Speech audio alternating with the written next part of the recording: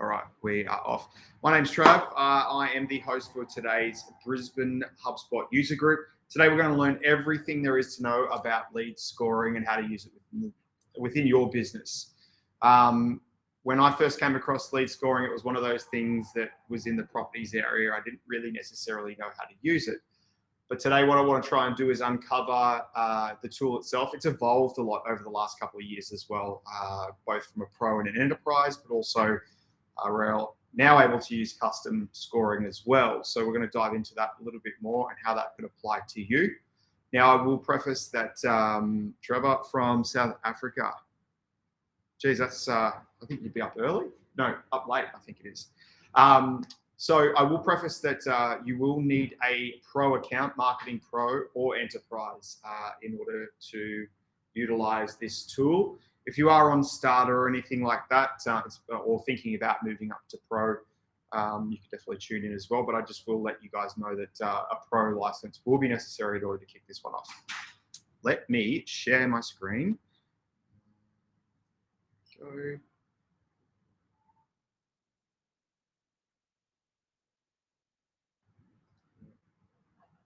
Now I've lost it.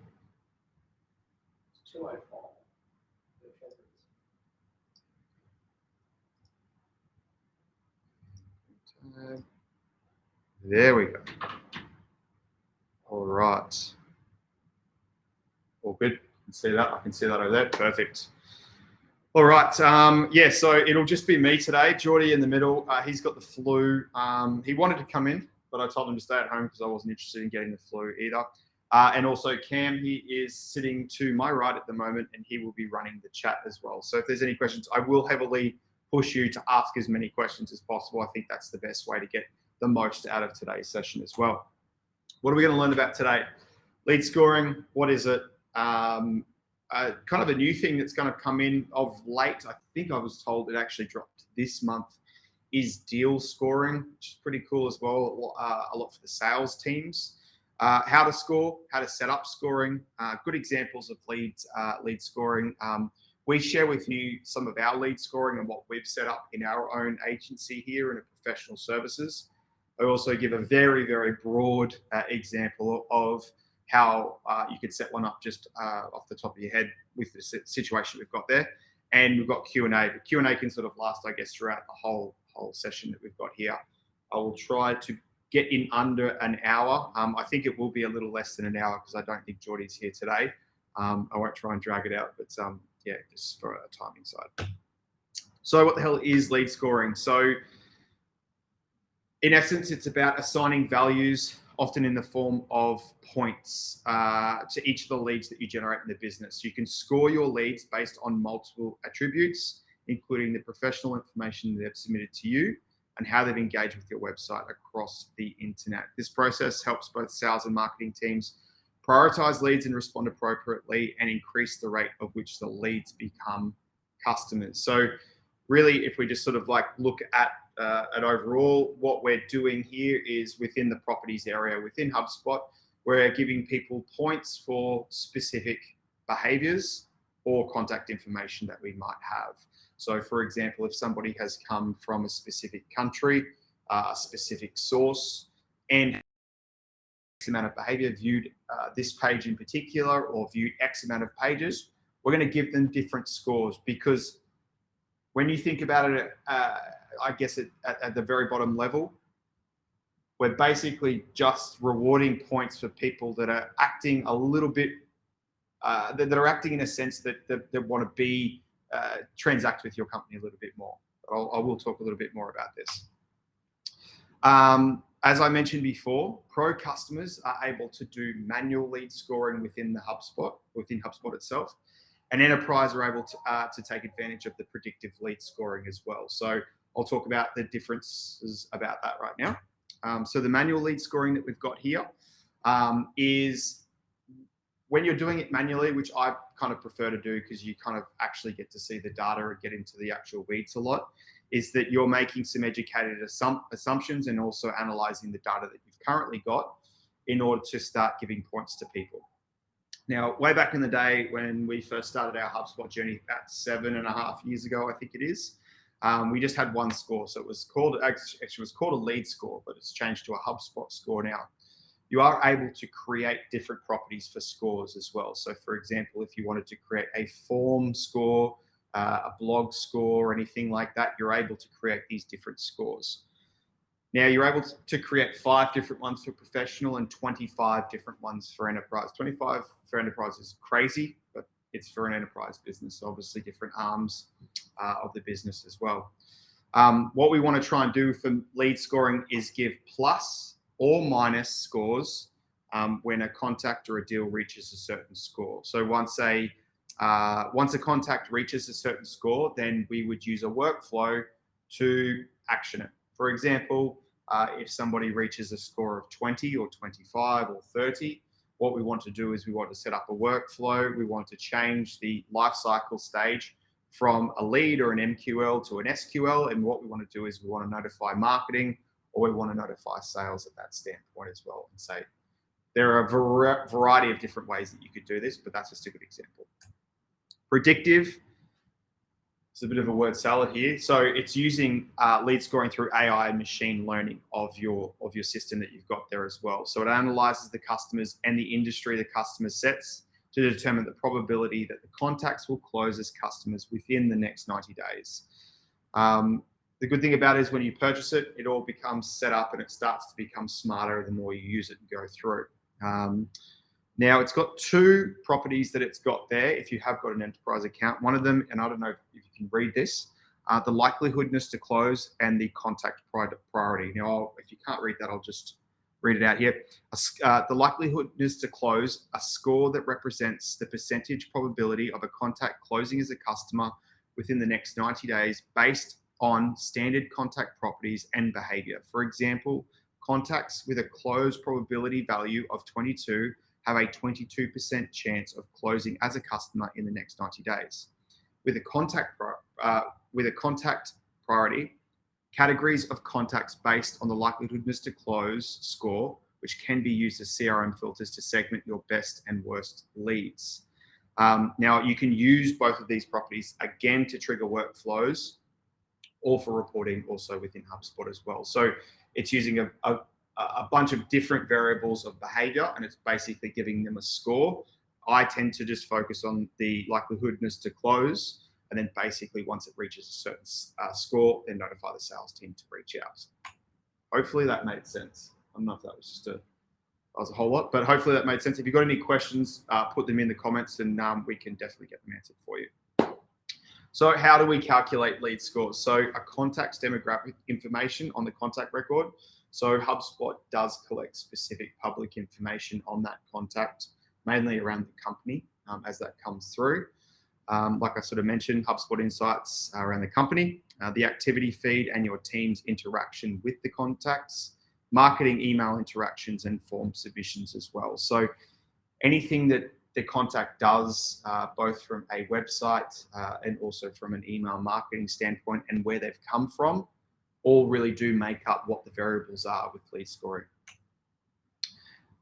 Something that's just recently come out is deal scoring for HubSpot as well. So much so that there's very little literature online about it, and I will give you a bit of a lowdown on that. And we can send out some further information about this in the email app. So when we look at lead scoring or HubSpot scoring or lead scoring that we've got specifically, we can basically choose from all of the contact properties that we've got in there. Deal scoring actually gives you the ability to actually start focusing on just deal properties. Now, this could work for a variety of different reasons, but when you think about it, you can have many deals to one contact, and you just want to focus on just the deal one specifically. Now, if you're a high volume sales team and you've got a whole bunch of different sales in the pipeline, now contact properties might not work for you because obviously you've got many people attributed to different deals. You might have 2 people from the same company with 2 separate deals as well. So it's important to segment these out specific to the actual deal properties. So deal scoring is a possibility, and I will show you just really quickly in a moment where to find those, where if you just go to the cog, move over to properties, and then you can actually go ahead and create a new property under a drop-down contacts or deal properties, and then create a new property, and then actually the type of property is a score. If you set it up underneath a deal property, it will give you all of the variables for the deal properties. And I think it'll also give you quotes. I think it'll also give you invoicing for payments, which is not available in Australia just yet, but it will give you all those variables for all those ones that aren't necessarily available in the contact properties. Hopefully that makes sense. We've got some thumbs up that all makes sense, but it really does help out, I guess, larger teams with a high volume of sales as well, because we're actually able to get behaviors on quotes and specific deals, not necessarily the contacts. So hopefully that more literature comes out a little bit more about that. It is live in our pro account anyway, so you can go in there and have a bit of a play around with that as well. So let's get stuck into building a scoring system. So there are usually 3 pillars to lead scoring. As I mentioned before, there's the contact information, we've got the interactions and the behavior, and then we've got the negatives. Now, I haven't really spoken too much about the negatives just yet, but it does play a really, really big role in regards to qualification of leads, and then obviously sales or reporting in that aspect, attributing to good and bad traffic and leads coming through as well. So first one is the contact information. Now, I will preface that all of this stuff here are all variables that you can actually pull from to give scores on. So one, country and region. So we can say, if we want to, say for example, I'll give us as an example, we do work all around the world, but if we wanted to move into just doing work in Australia only, and that was just the same one thing that we wanted to do, we would only give scores to people in Australia, of a region in Australia, or potentially New Zealand. Now, I will preface that VPNs and things like that can obviously sway where you are, and actually, so I won't heavily rely on using this one if you are a sort of geographical, if you are from a country that you can work from. You got persona type as well. So using obviously your buyer personas internally, you're able to trigger those as well. Job role, the sector, the interests, if the phone number is known or mobile phone number is known, and email address known, which is a bit of a given. So the contact information, we can definitely create variables and create scores based on any of those. Second to that as well is how they're behaving with your website or with emails as well. So we're able to go on number of visits. That's a really good one. So it can give a score per visit, or we can say if a person visits the website 5 times within 90 days, then give them a score. So there are a couple of variables that we can tie together there as well. Return visits, visitor key page, that is a really good one as well. SaaS businesses in particular, if a person comes to your website and lands on the pricing page and then keeps going back to the pricing page, clearly they're commercially thinking about you and your product or service that you've got. And in my eyes, that's basically leading to a bit more of a commercial conversation. And we'll talk about how that could work internally for the business, for sales to be reaching out based on that, but we'll talk about that in a bit. Blog views. Now we can do blog as a whole, or we can do individual blogs as well.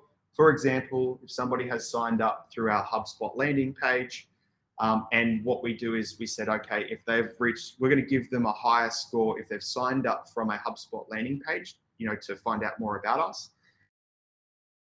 3 or 4 of our HubSpot specific blogs that we've done, that's definitely showing some intent on their part. So what I might want to do is create a workflow, notify me via text message or email, and then I can reach out to them saying, hey, I'm Trav here. Just thought I'd reach out if I can help out in any way, shape or form. Don't be too creepy, but at least you know that sort of information behind the scenes. Emails open and emails clicked. That is a really, really great one, I guess, for looking for behavior. Again, if that very same person, we send out a HubSpot updates about all the new product releases on the 1st of every single month. If they're opening up that email, clicking a lot on it, that's showing a lot of intent in the behavior as well. So I'm going to want to give some extra scores to that as well. Social interaction and type of form filled out. We can actually segment from a form perspective, greater points from like specific forms and lower points for other forms as well. So if there's some high intent forms that you've got on your website, anywhere across the line, a low intent, an example that I use up here in just a moment, is a low intent form might be a newsletter sign up. Not really too committal, a little bit like toe in the water a little bit, not necessarily too committed. But if you're looking through a book a meeting or potentially find out some more information about X service or something like that, that intent is a little bit more, and I probably want to give some more points to that form because it's a little bit more, they're obviously showing a little bit more intent. Now we're looking at the negatives, and the negatives for us is probably just as important as the first two. You guys want to be talking to people that aren't going to waste your time, that your products and services are a better fit for. So in this instance, what we can do is actually say that we're going to list out all of the stuff that is going to get that is negative to what the perfect person for us would be. For example, and a really easy one without going down the list there is the persona. So for us internally, just as an example, we try not to work with too many startups because usually it's very early stages and sometimes it could be a little bit erratic and it's just definitely not for us as an agency. So as we go through, we actually tag a buyer persona based on some questioning in some of the forms that we do. So if they do hit that persona as as a startup entrepreneur or that sort of stuff, it'll actually go ahead and remove 30 points from their scoring system. Now it actually doesn't make them so that they can't actually get a high score. It's going to be a lot harder for them to actually reach the highest score because they're actually started back a lot lower. Another one is unsubscribing from emails. If they've visited career pages, that's a really good one too. So sometimes people might submit up to a newsletter. They might look at all your blogs. It might be actually somebody that wants to actually work with you as an employee. And you don't necessarily want the sales team to be pinging off and saying, okay, hey, can I help you out with something? When they're actually heavily looking at the careers page as well. The unengaged emails as well. So if they haven't been opening up emails for a certain period of time, HubSpot does automatically put them into unengaged mode if they haven't opened up 11 emails. So you could actually deduct points from that person if they haven't been opening up emails because they're just generally not interested and they might just go back down to 0 or negatives as well. Bad fit sector as well, and then has not visited the website in 6 months or a certain period of time. For us personally, it's a longer burn for when we interact and sign and work with people. We've put it in now, and I'll show you our personal lead scoring system in just a moment. But we do 90 days. 90 days. If they haven't come back to the website within 90 days, haven't really interacted too much with any emails, that's just actually going to pull down a whole lot more score, and it's basically going to bring them right back down to 0 or in the negatives as well. If they are interested again, obviously, it'll start building that score back up. So it's quite dynamic in nature. Got questions? We have got questions. Fantastic. That's what we got here. Is that coming across? Oh, cool. Perfect. Here we go. The behavior, at least at the top of the funnel, where page views and email opens, whereas people's interest begins averse, is being affected by the tracking restrictions. We are already losing the way to really see who has opened an email. How do you think leads go in the future? I think that's a really good question, and it's definitely going to be different for all. It's going to be different for all different types of companies. I know that there's a variety of different companies that have different types of strategies. Now, I'm unsure what your business is and exactly what you guys do.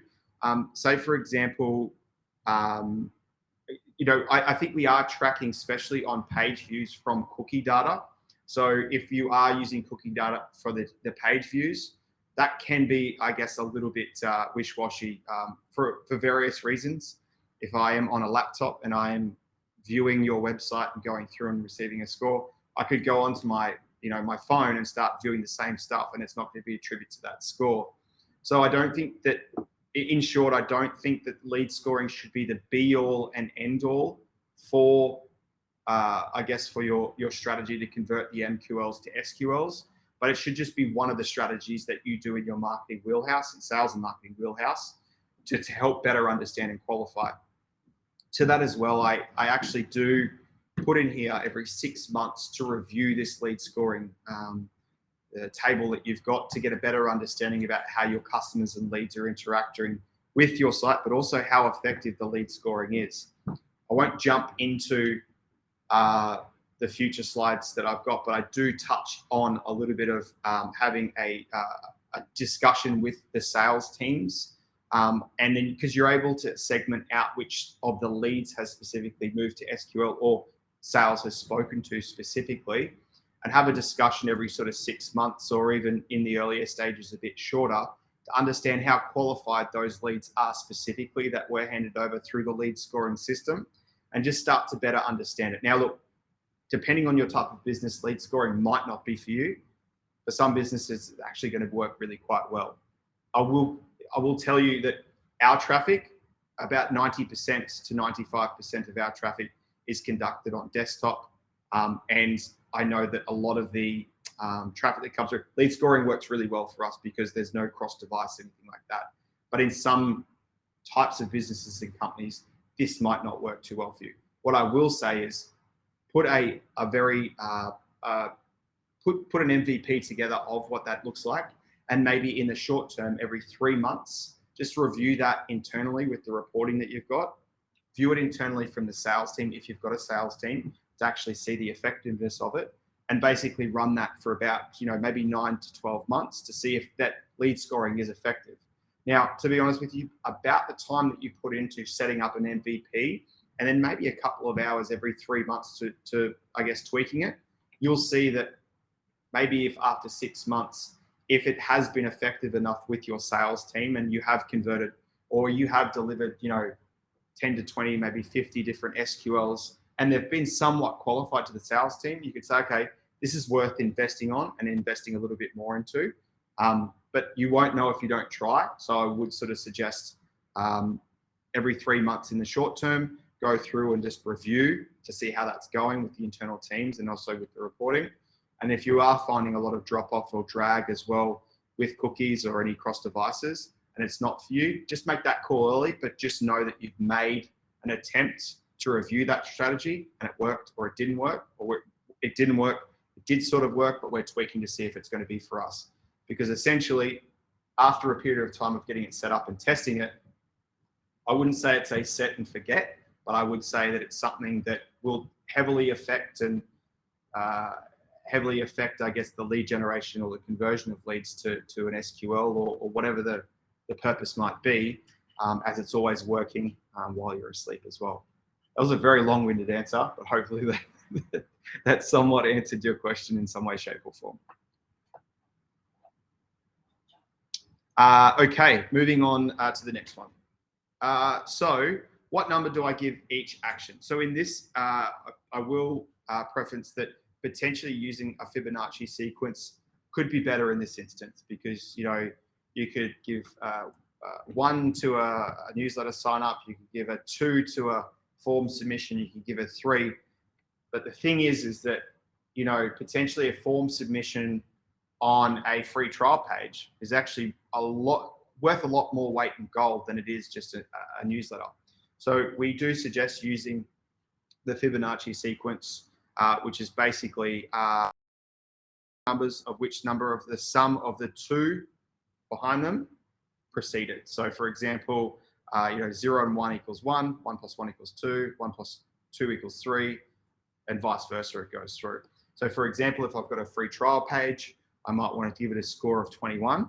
But if I've got a newsletter sign up, I might want to give it a score of 2, because the weight of those, and it's very different. It's not going to be hard to get in the weeds about the numbers being so close together. So this way you're able to use a greater weight, and it's very, very, very clear on the intent of that based on the scoring system. How do we do it? So in this instance, I'm just going to show you how we discovered and how we went through our learnings through lead scoring, which might affect some of your thinking as well. At the end of the day, it's our simple question of what actions imply us that somebody would be open to having a discussion or a meeting about our services. Given the final stage of our marketing or the first stage of our selling process is to meet with our sales team, So we focus on these actions that somebody would take if they were ready to have a chat with the sales team here at Neighbourhood. So that's how we've based it around. So really, what actions imply to us that somebody would be open to having a conversation. So we don't want to do it too early. If they've just come to the website, they've read 2 blogs, we don't want to be like, oh, this person's ready to have a chat. If they've come back, they've read 2 blogs, they've gone through, they've watched a video on our page, they've gone and they've signed up to a hug, they've gone and signed up to the newsletter, they've opened up our email newsletter 5 times. Now that's kind of showing a little bit of intent, but if they keep going back to our case studies, and maybe a specific case study, because the case study for us is essentially showing off what we do, then that for us is worth a lot more weight in gold than it is, say, for example, a blog page. So just have a think about that, and also have a think about within your own business as well as what actions would imply someone to move to that next stage of the funnel as well. On the positive side, we reward people that engage with our content, that are active on our site, that are consistent with our most valuable clients. Currently, the best indicator is someone that is ready, that they've downloaded one of our top tier offers. A little while ago, I think that we, at the bottom of the funnel, middle of the funnel, I think it was, we had a pricing guide. Now, the pricing guide basically gave a very high level. So all of our case studies on our website, I'm going to use it as an example so that you can sort of get some context. We basically gave a really rough indication of what the price might be based on a variable amount of projects. So for example, if it was an inbound marketing campaign, if it was a website development or something along those lines, what they did is that when they got to the bottom of the funnel, which was only accessible through thank you pages and also through emails as well, if they wanted to download one of those, that showed to me that it was intent to have a commercial discussion because they want to know our pricing. The lowest quality actions is to download one of just our regular tools. So in this instance, if it was a pricing guide that shows our pricing, which essentially is towards the bottom of our funnel, we want to give them a score of like 30. But if it was somebody just downloading a white paper or a tool about buyer personas or something like that, we might just give it 5. So they could still get to a score of 30 if they download maybe, a whole bunch more of the single tier buyer personas, sales tools or anything like that. But they're gonna have to download a whole lot more in order to get the same score as one of those pricing guides. On the negative side, we only really punish those who stop engaging with our website because they're implying disinterest or are consistent with our negative persona, which is what I spoke to you about before with the startup or entrepreneurs. Note, being our negative persona doesn't stop you from achieving an MQL status. It just requires you to be extra engaged and extra invested. So if you're not the type of customer that we personally want to work with or whatnot, you're going to have to work and download the pricing guide and look at all the blogs and download all the tools and whatnot, and then eventually get that score for us to reach out to you and say, hey, we've noticed that you've sort of interacted. Can we help you out at all? Or maybe have a meeting. So currently we define an MQL as someone that it has accrued a score of 25 plus. I think recently we've moved that to an SQL, so they're sort of more in a sales. So if they receive a score of 25 plus, they move to an SQL, which basically sales will reach out to have a discussion with them. This is because we need at least 2 major actions of a score of 8 plus in order to reach that level, by which that time it's fairly certain that we know a significant number about what we do and how we do it.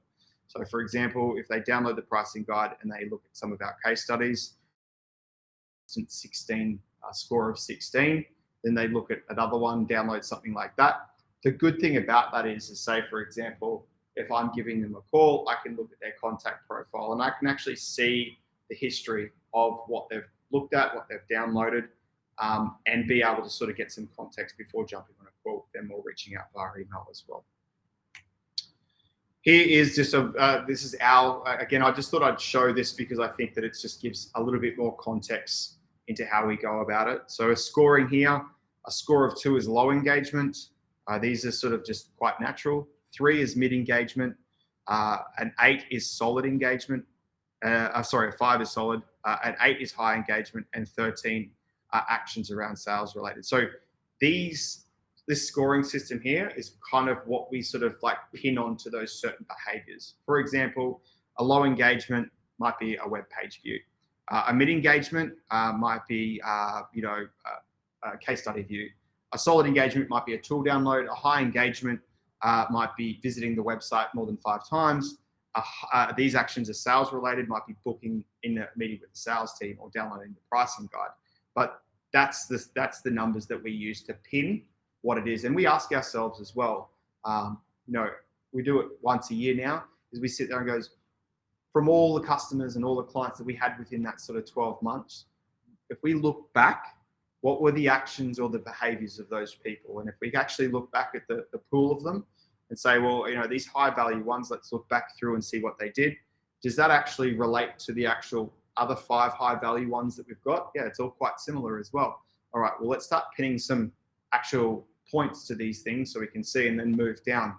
It can be quite a time consuming process, but then if you after you get this up and going for a little while, once you start pinning them on and start evolving, I guess, the lead scoring modeling that you've got, you'll have literally people that are, highly engaged with your website, highly engaged with the content that you do. They're not submitting, like they might be submitting forms, but they might be just very heavily interested in your content, getting around it. And that means that your sales team can get notified automatically. And then you guys, the sales team, can reach out to be like, hey, we noticed that you're really quite fond of our stuff. Can I help out in any way, shape or form? It's also pretty natural as well. I mean, it depends on how aggressive the sales team are at your organization. But I think that if you could be quite natural, go, hey, I noticed that you guys have been reading up a lot about sales enablement tools or website development. Is there anything that I can help you out on? Rather than sort of just going in for the kill for the sale, you're actually lending a hand to sort of help them solve their problem per se. So let's look at the scores that we've got here. So for us, like I sort of mentioned, I thought that I'd just show some of our scoring just to give you guys a bit of context. So if they've downloaded the pricing guide offer, we give them a 13. If they've viewed their website more than 10 times, we give them a score of 8. If they've downloaded more than 3 tools, we give them a score of 8. Because if we go back to what we had here, we're basically showing the low, medium, solid, high, and sales related as well. So we're just tying these to the behaviors that we have found in the past have led to a successful sale and also a high value customer that we've got. So one of our 2 core buyer personas, which is the marketing manager and the general manager, 2 intermediate buyer personas. So you get a lower score, so you just got to work a little bit harder in order to, if you're not our top persona, has opted into blog subscription 3 and it has just downloaded a single tool, which is 2. So these are our positive scores that we've got that we basically add the scores through time. If we look at the negatives, so if you haven't been on any page of our website within the next 90 days, we're just going to remove 13 points from you. So say, for example, somebody was highly engaged. They've gone through and they've ended up getting 60 points. Well, let's just say 26 points in this scenario. It's going to take them 6 months to get back down to 0. Remember at the start, I said that they've got to receive a score of at least 25 to become an SQL. So this is going to bring their score all the way down. Hasn't viewed any page within the last 30 days, that removes another 5. Hasn't viewed any page on Neighbourhood's website within 7 days, removes more points. And if you're a negative persona, I'm just going to take 8 off you anyway. There are some things that we can do in there that says that if they have clicked our marketing contacts more than 5 times, give them another score. There's a variety of different ones, but based on our sort of, I guess, our research and whatnot, this kind of says to us, okay, this person's becoming less and less more disinterested. So what we want to try and do is potentially, if they do reach a score of 25, we do have a list there of all of our 25 pluses. If they've started to drop off, we know that their interest is less there, so we should probably start peeling back a little bit as well.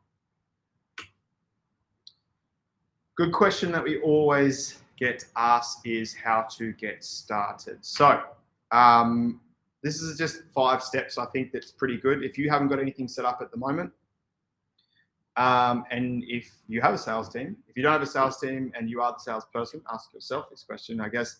Have a chat to them, I guess, about the leads that are coming through. I think getting a really broad understanding, if you are setting up this system specifically for the marketing side of things, is really getting a good idea of where they came from, and also what a lot of the prospects are asking in that specific sense. So you want to get a good idea about when that person comes through, what was the conversation like? Then you can look at that prospect's contact card, have a look at that and start pinning together actually, okay, well, they said X, Y, and Z. This is the way they've gone. If you can go through and potentially get 20 of the last customers or maybe 30, the more the better, and actually start getting a bit of data on that, you can start to make some assumptions based on what they're saying in the sales process as well. Now, talk to your customers, understand what behaviors led to the sale or the lead specifically. Now, this should, hopefully you guys are doing buyer personas and updating them every single year or every 6 months. But if you've got some really good customers, it might be worth having a conversation to them saying, you know, where did you find us? When you were sort of discovering who we were, what were the steps that you took to, I guess, build the trust up? What led to that sort of initial reach out? And what led for you to reach out from that initial touch point of coming to our site to actually reaching out to the sales team, if you've got a sales team, that is, or if you've got an online sign up. You could, again, it's just an example, but asking those customers, and you know, you want to try and get as bigger a bigger pool size as you can. I am a big believer of giving them a call and having a discussion with them. Now, sometimes that's not possible. You can do a survey and then ask them to say, if you fill it out, we can give you a gift card, anything of that nature. I personally find that giving them a call and just saying, hey, I've got just 5 minutes. I've just got a few questions just to help us out here. That's not possible. You could definitely do using a survey tool if you've got service or anything of that nature. And then basically either rewarding them for the gift card or if they're going to do it anyway. That's also pretty good. Obviously reviewing the data. So obviously we do this at the end of every single year, review all the sales data that came through. Also start looking at the stuff that came through. It's great to look at all the sales that came through and the people that converted, but also start to make some assumptions as well about the leads that come into the sales funnel that didn't convert. Now, are there some things and behaviors there that are quite consistent that aren't consistent, I guess, with the sale? Because that would help you score and help waste less time for the sales team as well if they're going through and they're talking to people that historically didn't convert. Now, we can use that scoring system as well, like we're using it to notify people specifically in the marketing. But say, for example, the sales team came up, and what we did is that when we created the deal, we actually copied the score onto the deal card from the initial get-go. Now, if they're acting in a negative sense and they don't necessarily convert, the salesperson can look at that sort of score and go, okay, well, this is actually really quite a low score that we've got here. So I'm not going to try and invest too much into this deal unless they show some sort of commitment. So you could use it in that sense as well. Once you've sort of reviewed all of the data, it's also very good to sort of workshop what your findings are with the team. Big believer about sales and marketing and alignment meetings as well, hopefully quite regularly every 3 months if you've got both the sales and marketing team. But basically, once you've got some findings, workshop it with the team and basically say, these are my assumptions. Would you agree or disagree? And move on from there. It is very easy with this process to get stuck in the weeds. It is very, very, very easy. Now, I've shown you our example as a very, very easy way to get started. And I will say, just start very, very, very simple if you're doing it. We've got an automatic notification that pops up via email and text message that says that this person's received a score of 25 plus. What I would suggest is just start really, really, really simple. If you've got some high value net pages, if you're sending out regular emails, and also if you've got specific form submissions, just start there. And then maybe you also, from a negative standpoint, you want to just do what we've done in regards to 90, 30, and 7 days and just deduct points. If you're not doing buyer personas, that's completely fine. You don't have to do that. But just start thinking about from a very simplistic form. Let's get it all set up. Let's get the data flowing through, and then maybe review it every 6 months. And if it's fair, if you're very new to it, I'd probably even bring that back up to every 3 months and then be able to sort of review that and sort of refine it. You're not going to get this perfect if you're doing manual lead scoring in the first hit. I will tell you that right now.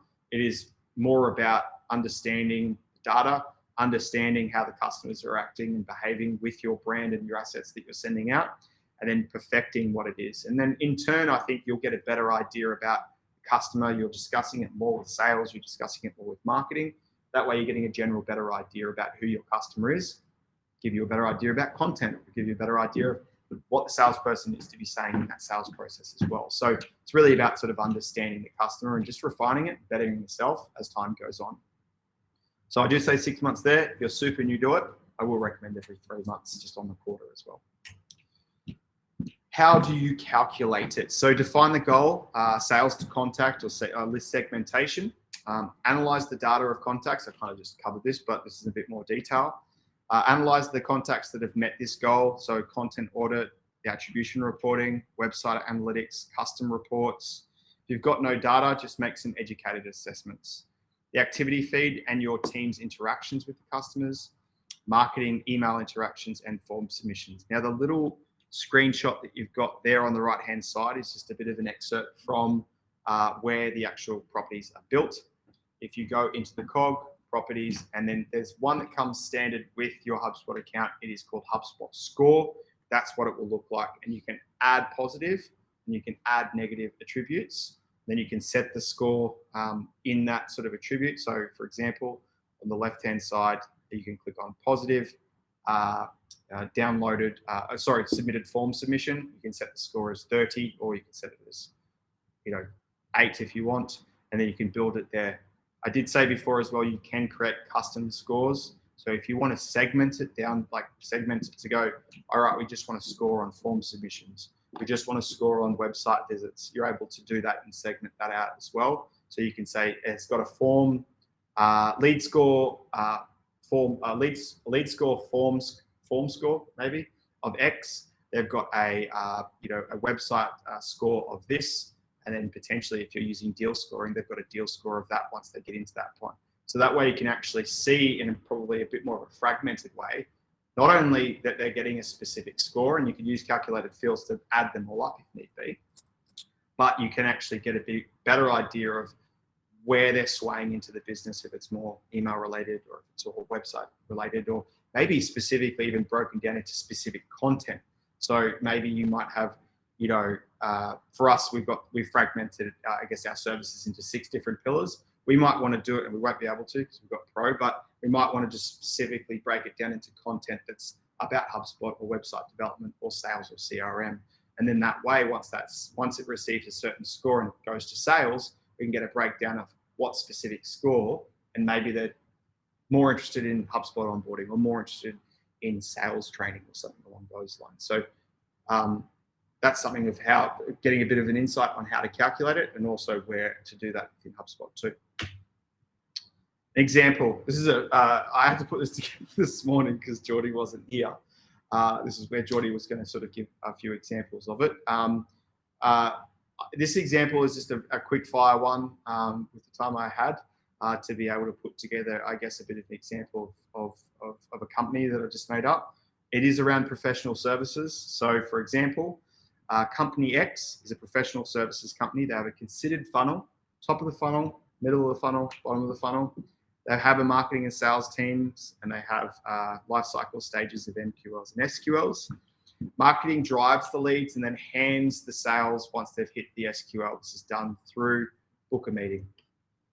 Then we go through, prospect has signed up to the newsletter. Prospect has viewed the pricing page 3 times. Prospect has viewed case study 4 times. The website 5 times in the last 2 weeks. So if we were to bring that scoring across, we would say they signed up to the newsletter 1 point. Now they've visited the actual pricing page 3 times, and we're going to give them 5 points per view. Prospect has visited the case study 5 points per view, and then we're going to give it 1 point per page based on visiting the website 5 times. So once the prospect reaches a lead score of at least 35, we're just going to automatically use a workflow to change the lifecycle stage from an MQL to an SQL. Then what we're going to do is we're going to use the workflow to notify sales. So congratulations, prospect X has reached a lead score of 35. Here are their details. So we put name, company, phone number, email address, and maybe in that automated email internally, you might want to put their activities, potentially what some of the activities might be, just for some more context for those sales teams. Sales will reach out via phone or email or text, whatever you use internally there. And sales reports back to marketing on the quality of the lead to review the scoring metrics. In the early stages, I would try and do this even monthly specifically, just so you can get a really good idea about how that scoring system has worked for you. But you can see here from a very simplistic model, we've got a sales and marketing team, a whole bunch of assets from the marketing. The sales team want to be advised when someone's behaving with some sort of intent. The sales team will automatically get a lead notification and an SQL once they've hit a certain stage. Now, in the first stages, this might not work. It might not work. So you can come back and sales goes, like every single person that has come through this lead scoring that has reached a score of 35, they're just not interested. So what you need to do is go back and go, okay, well, let's just turn that off for now. Let's rejig that again. So, okay, these are the changes. Meet up together with sales again. These are the changes that I've made based on the feedback. I'm going to be launching it again. Can you give me feedback in the next sort of 30 days to see if it is better and they're more qualified? And what you'll find is that once you're refining it, hopefully they don't get too annoyed. Once you're refining it more and more and more, you'll go through and you'll actually start to find a bit of a purple patch where it works really, really perfectly. You'll find that as you go through, the lead volume will probably be a little bit smaller than where it is at the start, but at least you might rattle out another 10% more SQLs than you would from the months before. And then once it's sort of set and forget, you could probably just even look at that every 6 to 12 months as well. So a very, very, very quick fire on how to do that, because I put that together very quickly this morning. So I was wondering if anybody, I've done pretty well for time, actually. I'm proud of those units with having to run the show. Is there any questions at all Lily, yes, we've got the slides will come out to you as well. Is there any questions that anybody has, I guess, around any of the sort of content that I spoke about there, the examples or how we use it specifically? Maybe potentially you've been thinking about using it within your own organization and just been, I guess, a little bit unsure of how to get started.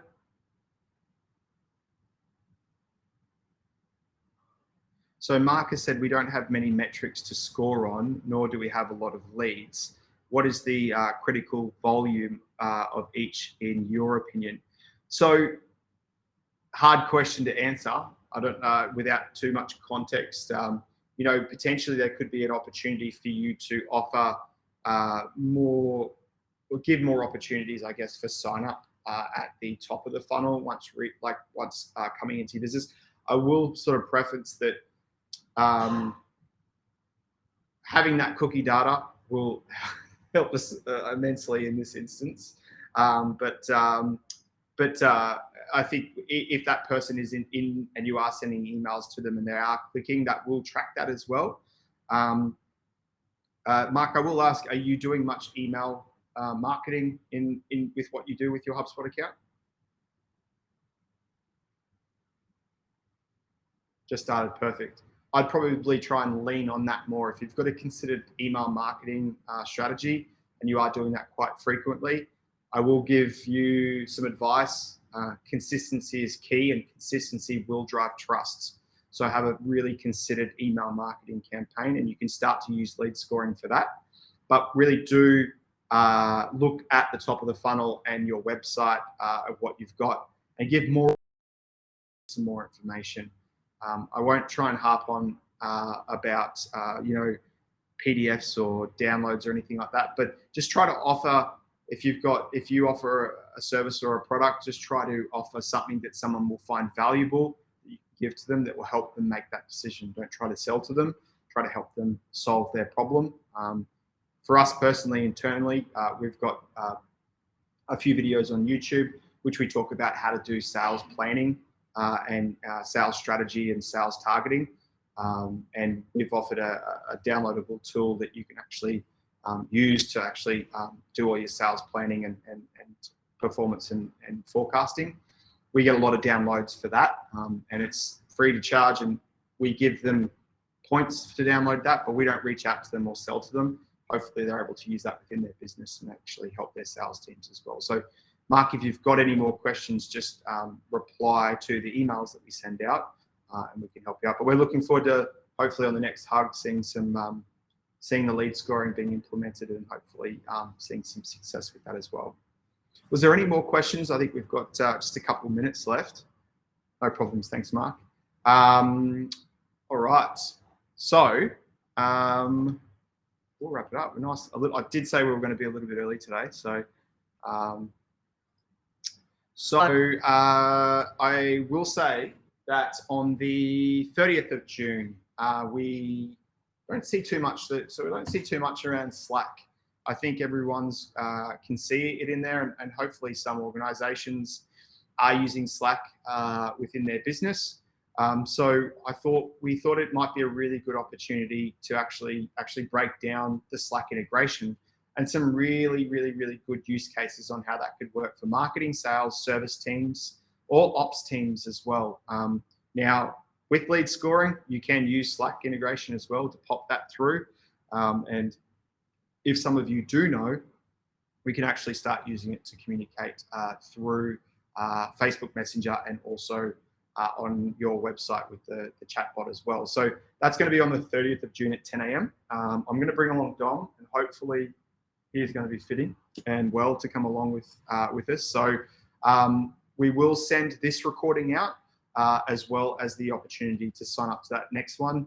Now, look, if you do want the recording, just as soon as you get the email, sign up to it. And if you can't attend it, that's fine. We'll send you through the recording and you can just watch it in your own time as well. But I want to say a big thank you. I didn't have anyone to talk to about this, so hopefully I didn't bore anybody too much about it. But hopefully we've stepped through lead scoring, the ability to set that up within your organization. We've spoken about predictive lead scoring, manual lead scoring, deal scoring as well. There's also company scoring too, for those enterprise people out there too. But hopefully we've given you at least an MVP of stuff that you can set up within your organization. I think if there's one takeaway, that